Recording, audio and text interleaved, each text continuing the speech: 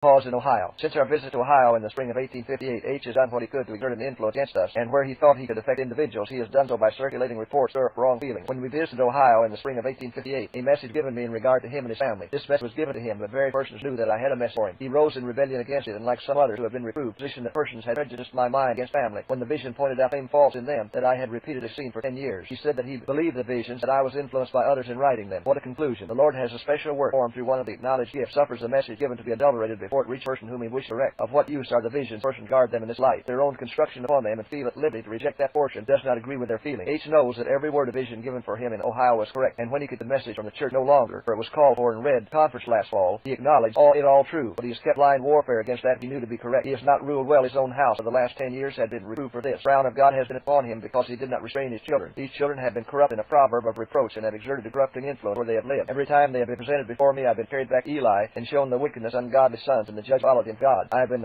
shown the family of H as disgusted unbelievers, and brought reproach upon the cause of present truth. The message given me in the spring of 1888 for Ohio especially was not received by many. Cut close, and the hearts that were not deeply imbued with the spirit of truth failed against it. The ministers who have labored in that state have not exerted the right influence. Hints and insinuations have been thrown out against Brother White, and the managers of the work at Battle Creek have found a ready reception in the hearts of many, especially the credulous and fault-finding. Satan knows how to make hacks. He works upon minds to excite jealousy and satisfaction toward those at the head of the work. The gifts are next question, and of course they have but little weight, and instruction given through vision is discarded. Ministers who have labored in Ohio have done their share of causing dissatisfaction. H has condescended to move in a low sphere, breathing out a spirit of dissatisfaction, eagerly listening to false reports, gathering them up and virtually saying, report and we will report it. He has worked in an underhanded manner, carrying false reports in regard to our dress and our influence in Ohio, and has encouraged the idea that Brother White was related. He has not had the slightest union with us. He has felt very bitter toward us, and why? Because I related to him what the Lord had shown me in regard to his family, and his loose, slack manner of bringing them up just brought upon him the frown of God. He has regarded with jealous, unreconciled feelings part we have acted in the cause of present truth. Brethren in Ohio have been encouraged to look with trust and vision at those who were in charge of the work at Battle Creek, and have stood there to rise against positions taken by them. Brother J, taking his position firmly without regard to the body, he has imagined that evils rise from headquarters that he must contend against, placed himself in a array battle when there was no fighting to be done, planted himself firmly to resist something which never arose. Many of the brethren in Ohio cherish the same feeling, placing themselves in opposition to something that never appeared. Their warfare has been unwise. They have been ready to cry out Babylon until they are a complete Babylon themselves. Ministers as directly in the way of the work of God in Ohio. They should stand out of the way that God may reach his hope. They step in between God and his people and turn aside his purpose. Brother J has exerted an influence in Ohio which he must labor to counteract. I saw that there were those in Ohio who would take the right position with right instruction. They have been willing to sustain the cause of present truth, but have seen so little accomplished they have become discouraged. Their hands are feeble and need staying up. I saw the cause of God is not to be carried forward by pressed offering. God does not accept offering. This matter is to be left wholly to the people. They are not to bring a yearly gift merely. Should also freely present a weekly and monthly offering before the Lord. This work is left to the people, for it is to be them a weekly, monthly living test. This tithing system I saw will develop character and manifest the true state of the heart. Brethren in Ohio have this matter presented before them in its true bearing and are left aside for themselves. They will see wisdom and order in the tithing system. Ministers should not be severe and draw upon any one man and press means from him. He does not give just much as another thinks he should. They are not to denounce him and throw him overboard. They should be as patient and forbearing as the angels are. They should work in union with Jesus Christ, and angels are watching the development of character and weighing moral worth. The Lord bears long with his erring people. Truth will be brought to bear closer and closer and will cut off one after another until God reigns supreme in the hearts of his consecrated people. I saw that God's people must bring to him a free will offering, and the responsibility should be left wholly upon the individual, whether he will give much or little. It will be faithfully recorded. Give the people of God time to develop character. Ministers God should bear the appointed testimony. The living truths of his word should be brought bare upon the heart, and when the people in Ohio have a worthy object placed for them, those whose hearts are in sympathy with the work will freely impart of their means to advance the cause of God. The Lord is testing and proving his people. If they have no heart in the work and fail to bring their offerings to God, he will visit them, and if they continue to cling to their covetousness, he will separate them from his people. I saw that there must be a system which will draw upon all. Young men and young women who have health and strength have felt but little burden of the work. They are accountable to God for their strength and bring a free will offering to the Lord. They will not do this, his prospering hand will be removed from them. I saw that the special hand of God has not been with the work in Ohio to prosper the cause there. There is a lack. There should be among preachers in full a close examination, a faithful seeking of heart, find the cause of so great a lack of spirit of God. Their sacrifice and all. Why do not the truths of God's word warm the heart and lead to self-denial and sacrifice? The ministers search what kind of influence they've exerted. There has been with Brother J an independent spirit that God does not approve. His influence is not told for the union of God's people or the advancement of his cause. I've seen that those who have had but a few years' experience in the cause of present truth are not the ones to lead out in the work. Such would manifest a delicacy in taking positions conflict with the judgment and opinion of those who witness the rise of the cause of present truth and whose lives are interwoven with its progress. God will not